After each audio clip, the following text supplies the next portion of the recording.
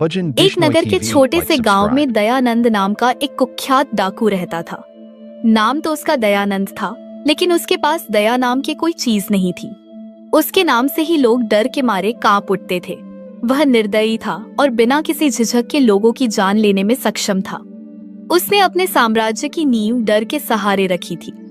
गांव के सबसे अमीर व्यापारी तक उससे डरकर हर महीने उसे भारी रकम चुकाते थे, ताकि वह उन्हें परेशान ना करे। एक दिन हमेशा की तरह गांव के सबसे धनी व्यापारी वल्लभ के घर पहुंचा।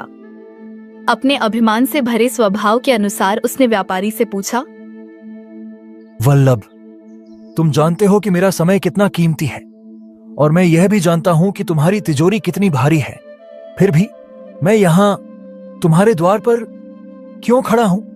इस अपमान की क्या कीमत होगी? दयानंद जी, माफ करना, मेरा इरादा आपको नाराज करने का नहीं था। ये महीना सचमुच बहुत बुरा गया।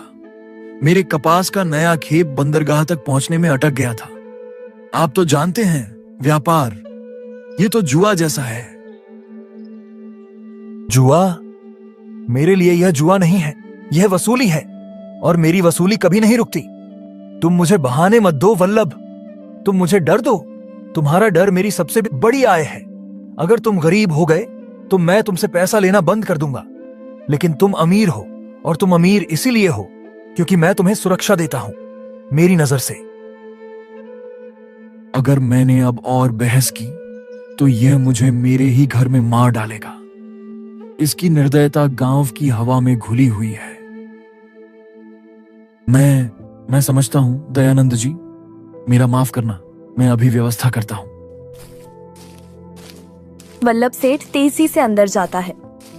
दयानंद अपनी जगह पर स्थिर खड़ा रहता है, जैसे कोई शिकारी शिकार का इंतजार कर रहा हो। कुछ देर बाद वल्लभ सेठ नोटों की कई गड्डियां लेकर आता है। ये लीजिए, ये तयशुदा हिस्सा है और विलंब के लिए 2 गुना जुर्माना। मेरा वादा है, भविष्य में तारीख से पहले ही रकम आपके आदमी तक पहुंच जाएगी।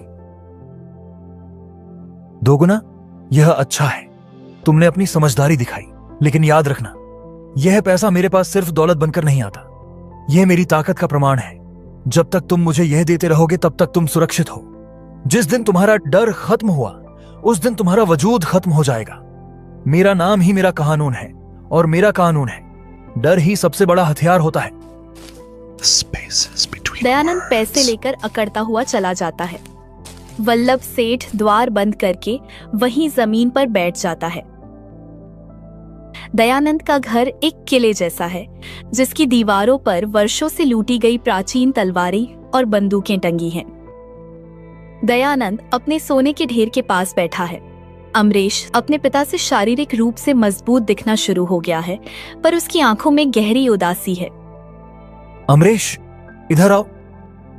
तुम्हें समझना होगा कि हम बाकी गांव वालों की तरह नहीं हैं। हम शासक हैं। पिताजी, हम शासक नहीं हैं, हम डाकू हैं। जुबान संभालकर बात करो। यह सिर्फ डाकाजनी नहीं है, यह दयानंदी परंपरा है। हमारे परदादा ने इसकी शुरुआत की। तुम्हारे दादा ने इसे ऊंचाई दी, और अब तुम इसे आगे बढ़ाओगे। तुम समझते क्यों नहीं कि यह तुम्हारी नियति है? मुझे यह नियति पसंद नहीं है। पिताजी, आप मुझे तलवार चलाना, लोगों को धमकाना और रात के अंधेरे में दीवारें फांदना सिखा रहे हैं। मैं दिन के उजाले में काम करना चाहता हूं। दिन का उजाला? दिन का उजाला गरीबों के लिए है जो पसीना बहाते हैं। हम वो हैं जो रातों रात मेहनत का फल बटोरते हैं। तुम्हें पता है, तुम्हारे दादाजी ने एक बार। दयानंद एक पुरानी कहानी सुनाने लगता है जो 10 मिनट तक चलती है, जिसमें क्रूरता और बहादुरी का मिश्रण है। तो देखा तुमने, डर ही तुम्हारी शक्ति है। जब तुम किसी की आंखों में देखते हो और उसे एहसास कराते हो कि तुम उसकी जान लेने में सक्षम हो, तभी तुम्हें असली ताकत मिलती है। यह सिर्फ पैसा नहीं है, यह वर्चस्व बनाए रखने के लिए है। इनकी ताकत इस सोने में नहीं, इनके भ्रम में है। ये कभी नहीं बदलेंगे जब तक इन्हें इनकी अपनी दवा न दी जाए। पिताजी, मुझे अब और चोरी करने का कोई कारण नहीं दिखता। आप धन से भरे हैं, अब हमें एक बाजार में एक बड़ा सा गोदाम क्यों नहीं खरीदना चाहिए? हम अनाज खरीद कर बेच सकते हैं, एक वैध व्यापारी बन सकते हैं। वैध व्यापारी, क्या तुम मुझे मजाक कर रहे हो? वह काम कमजोर करते हैं। हम तो वह हैं जिनके नाम से व्यापारी अपनी पैंट गीली करते हैं। चोरी करना मजबूरी नहीं, पेशा है। यह सिर्फ पेट भरने के लिए नहीं किया जाता, यह रुतबा बनाए रखने के लिए किया जाता है। जाओ जाओ, इस दुनिया में अपनी ईमानदारी आजमाओ। मैं तुम्हें चुनौती देता हूं, जाओ और खुद मेहनत करके 1 रुपया कमाओ। मैं तुम्हें 1 महीना देता हूं। जब तुम भूख से मरोगे, जब तुम्हारे कपड़े फटे होंगे, जब लोग तुम्हें ठुकराएंगे, तब तुम मेरे पास लौटोगे और मैं हंसूंगा, मैं तुम्हें गले लगाऊंगा और तुम खुद स्वीकारोगे कि दयानंद का रास्ता ही एकमात्र रास्ता है। मैं आपको गलत साबित करूंगा। मैं तभी लौटूंगा जब आप समझेंगे कि ईमानदारी की जिंदगी क्या होती है। अमरीश कुछ नहीं कहता, बस एक झोला लेकर रात के अंधेरे में घर छोड़कर चला जाता है। दयानंद उसकी पीठ देखकर एक जोरदार घमंडी हंसी हंसता है। अमरीश अगले कई दिनों तक गांव में घूमता है। उसके शरीर की बनावट बताती है कि वह बलवान है, लेकिन उसके चेहरे पर उसके पिता की पहचान का कलंक साफ झलकता है। माँ जी, मैं बहुत मेहनत कर सकता हूँ। क्या आप मुझे दूध के बर्तन पहुंचाने के काम पर रख सकती हैं? मैं सुबह जल्दी उठ सकता हूँ। हे राम, तुम उस डाकू दयानंद के बेटे हो? हाँ हूं, लेकिन मैं उसके जैसा नहीं हूं। मैं काम करना चाहता हूं। तुम डाकू के बेटे हो? अगर मैंने तुम्हें काम दिया और तुमने मेरी दुकान लूट ली तो? या दयानंद को पता चला कि तुम मेरे लिए काम कर रहे हो तो वह मुझे ही मार डालेगा। मेरे घर में 5 बच्चे हैं। बेटा, तुम यहाँ से जाओ, मेरी दुकान पर मत दिखना। अमरीश उदास होकर जाता है। वह एक वृद्ध बढ़ई शिवराम के पास पहुंचता है। दादाजी, मुझे लकड़ी का काम सिखा दीजिए। मैं बिना वेतन के काम करूंगा, बस मुझे सिखा दीजिए। तुम बलवान हो बेटा, पर तुम्हारे हाथ में औजार नहीं, तलवार का निशान दिखता है। और मैं बूढ़ा हूं, मैं दयानंद से लड़ाई नहीं कर सकता। अगर मैंने तुम्हें काम दिया तो गांव में कोई मेरे पास लकड़ी का काम करवाने नहीं आएगा। वे सब डरेंगे। जाओ बेटा, अपनी किस्मत कहीं और आजमाओ। अमरीश अपने सबसे अच्छे दोस्त मोहन के पास जाता है। मोहन, तू तो मेरा दोस्त है, तू मुझे कुछ काम दिला। अमरीश, तू मेरी मजबूरी क्यों नहीं समझता? तू डाकू का बेटा है। जब तू मेरे साथ चलता है तो लोग मेरे ऊपर भी शक करते हैं। अगर सेठ जी को पता चला कि मैं डाकू के बेटे के साथ दोस्ती रखता हूं तो वह मुझे नौकरी से निकाल देंगे। तू जा यहां से, तू हमारे समाज का हिस्सा नहीं है। यह बात अमरीश को अंदर तक तोड़ देती है। ये कैसी दुनिया है? मैंने चोरी नहीं की, फिर भी मैं चोर हूं। मेरे पिता का नाम मेरी नियति बन गया है। मेरा पसीना, मेरी ईमानदारी सब बेकार है। इस गांव ने मुझे मेरे पिता की वजह से ठुकरा दिया है। अमरीश कई दिनों बाद पूरी तरह टूटकर घर लौटता है। वह थका हुआ है और भूखा भी। दयानंद पहले से ही उसका इंतजार कर रहा है। ओह, देखो कौन आया, मेरा ईमानदार बेटा। क्या तुम वापस आ गए या अभी भी दुनिया में ईमानदारी ढूंढ रहे हो? क्या तुम भूखे हो? हाँ, मैं भूखा हूं और हाँ, मैं वापस आ गया हूं, लेकिन सिर्फ यह बताने के लिए कि मैं हमेशा के लिए जा रहा हूं। क्या मतलब? मतलब यह कि आपने जीत हासिल नहीं की है। मैं इसलिए नहीं लौटा क्योंकि मुझे चोरी पसंद है। मैं इसलिए लौटा क्योंकि इस गांव ने मुझे ठुकरा दिया। कोई मुझे काम नहीं देगा, कोई मुझे स्वीकार नहीं करेगा। वे सब आपसे डरते हैं और वे मानते हैं कि मैं भी आपके जैसा ही हूं। मैं आपकी पहचान से घृणा करता हूं पिताजी।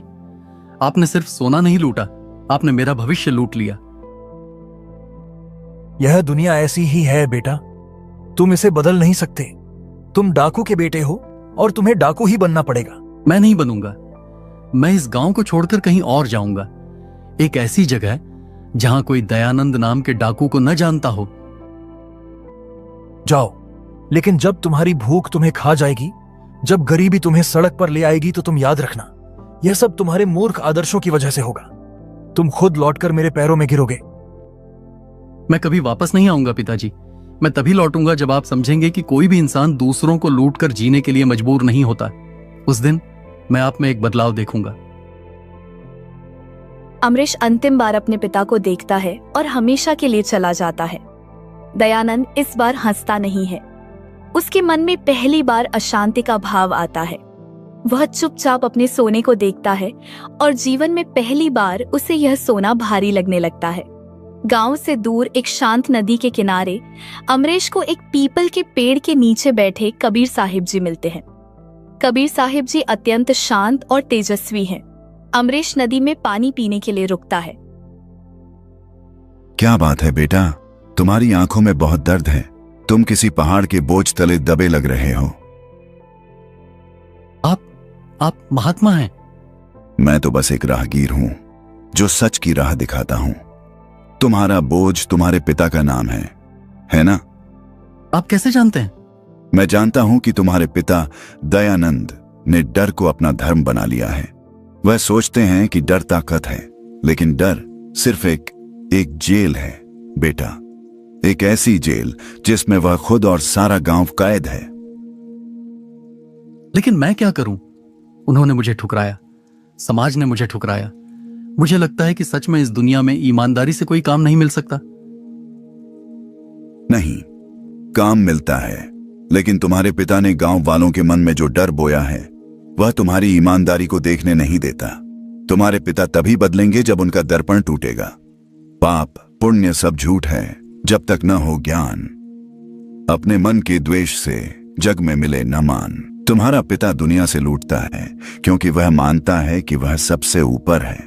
जब कोई उससे लूटेगा, जब कोई उसे ठुकराएगा, तब उसे एहसास होगा कि तुमने क्या झेला है। बदलाव सिर्फ उपदेश से नहीं आता बेटा, वह अनुभव से आता है। तुम्हें अपने पिता के लिए वही अनुभव तैयार करना होगा जो उन्होंने तुम्हारे लिए किया है। पर क्या यह चोरी करना सही होगा? तुम्हारा कर्म चोरी नहीं, सबक देना होगा। तुम वह धन वापस कर दोगे, तुम उन्हें दर्पण दिखाओगे, तुम वह माध्यम बनोगे जिससे उनका अहंकार टूटेगा और उनका मन भक्ति की ओर मुड़ेगा। यह सबसे बड़ा त्याग होगा। अमरेश कबीर साहिब जी से दीक्षा लेता है। उसे एक नया उद्देश्य मिलता है। वह अपने पिता के सबक के लिए वापस लौटता है। कुछ दिनों बाद अमरेश रात के अंधेरे में वल्लभ सेठ के घर में घुसता है। वह अब कुशल चोर बन गया है क्योंकि उसने अपने पिता के सारे प्रशिक्षण को उलट दिया है। चोरी न करने के लिए नहीं, बल्कि सबक सिखाने के लिए। वह वल्लभ सेठ के घर से लाखों का धन चुरा लेता है। अगली सुबह गांव में हाहाकार मच जाता है। लाखों की चोरी हो गई, सब चला गया। यह दयानंद ने किया है। शांति खत्म, वह वापस आ गया है। दयानंद जो अपने घर पर बैठा आत्मचिंतन कर रहा था, यह सुनकर हैरान रह जाता है। यह मैंने नहीं किया। मैं तो पिछले कुछ दिनों से चोरी के बारे में सोच भी नहीं रहा था। क्या कोई और डाकू आ गया है? दयानंद वल्लभ सेठ के पास सफाई देने जाता है। वल्लभ, मेरी बात सुनो, मैं कसम खाता हूं, यह मैंने नहीं किया है। झूठा डाकू कहीं का, तूने ही किया है। तुझसे ज्यादा क्रूर कौन है? तूने मुझे वर्षों तक लूटा है, अब तो मेरा सब कुछ ले लिया। चोर। दयानंद अपमानित होकर लौटता है। पहली बार उसे एहसास होता है कि निर्दोष होते हुए भी अपराधी कहलाने का दर्द क्या होता है। दयानंद असली चोर को पकड़ने की कोशिश करता है, पहरा देता है, लेकिन असफल रहता है। एक रात जब वह पहरे पर बाहर होता है, अमरेश उसके अपने घर में घुस जाता है।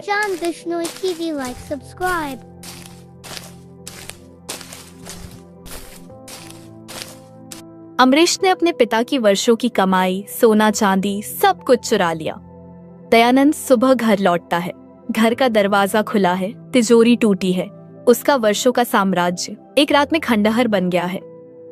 नहीं, ये नहीं हो सकता। मेरी दौलत, मेरी पहचान सब चला गया।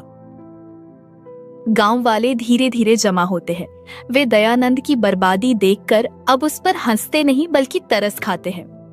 बेचारा, इसके साथ भी वही हुआ जो इसने दूसरों के साथ किया। कैसा लग रहा है दयानंद जी, जब कोई आपकी मेहनत, ओह माफ करना, आपकी लूटी हुई दौलत छीन लेता है तो कैसा लगता है?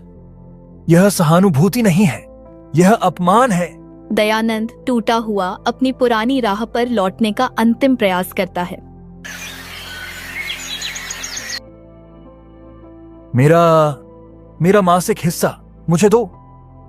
तू अब किसका डाकू है? तेरे पास अब कौन सी ताकत है? जा, अब तेरी जगह हमारे सामने नहीं, जमीन पर है। दयानंद को पहली बार एहसास होता है कि डर ही उसकी ताकत थी और अब डर चला गया है तो वह कुछ भी नहीं है। उसी क्षण अमरीश साफ सुथरे कपड़े पहनकर आत्मविश्वास के साथ गांव में आता है। दयानंद अपने बेटे को देखकर दौड़ता है और उसे गले लगाता है। अमरीश, तुम आ गए। देखो, मैंने सब कुछ खो दिया, मैं अब कुछ नहीं हूं। मैं जानता था कि आपको इसी पल की जरूरत थी पिताजी। आपको उस दर्द को महसूस करना था जो आपने वर्षों से दूसरों को दिया है। तुम क्या कह रहे हो? वल्लभ सेठ के घर चोरी करने वाला और आपका घर लूटने वाला मैं ही था पिताजी। तुम पर क्यों? मैंने आपसे कहा था मैं तभी लौटूंगा जब आप समझेंगे। मैंने यह सब आपको सिखाने के लिए किया था। मैंने कबीर साहिब जी का ज्ञान सुना। उन्होंने मुझे दिखाया कि डर नहीं, प्रेम और सच्चाई ही वास्तविक दौलत है। मैं मूर्ख था। मैंने अपने बेटे को सिर्फ डाकू बनाने की कोशिश की। तुमने मेरी आंखें खोल दी। अमरीश, मुझे माफ कर दो। दयानंद को अपनी गलती का एहसास होता है। वह तुरंत वल्लभ सेठ के पास जाता है। वल्लभ सेठ, मैंने तुम्हें और पूरे गांव को जो कष्ट दिया उसके लिए मैं माफी मांगता हूं। मैं अपराधी हूं। यह रहा आपका लूटा हुआ सारा धन। अमरीश और दयानंद ने मिलकर वल्लभ सेठ और गांव वालों का सारा लूटा हुआ धन वापस किया। दयानंद ने अपने अपराधों के लिए प्रायश्चित किया। दयानंद और अमरीश दोनों कबीर साहिब जी से दीक्षा लेते हैं। वे चोरी छोड़ देते हैं और मेहनत करके एक नया जीवन शुरू करते हैं। दयानंद अपनी बची हुई दौलत से गांव में एक छोटा व्यापार शुरू करता है। मैं अब डाकू नहीं हूं। मैं अब एक ईमानदार व्यापारी हूं। मैं वादा करता हूं कि मैं अपने पापों को किस प्रायश्चित जीवन भर करता रहूंगा। गांव वाले जो कभी उनसे डरते थे अब उन्हें प्रेम और सम्मान से देखते हैं। दयानंद और अमरीश भक्ति और ईमानदारी के मार्ग पर चलकर एक सच्चा सम्मानित जीवन जीते हैं। अमरीश की मेहनत रंग लाती है और दयानंद को अपने पुत्र पर गर्व होता है। देखा पिताजी, डर नहीं, मेहनत ही सबसे बड़ा हथियार है।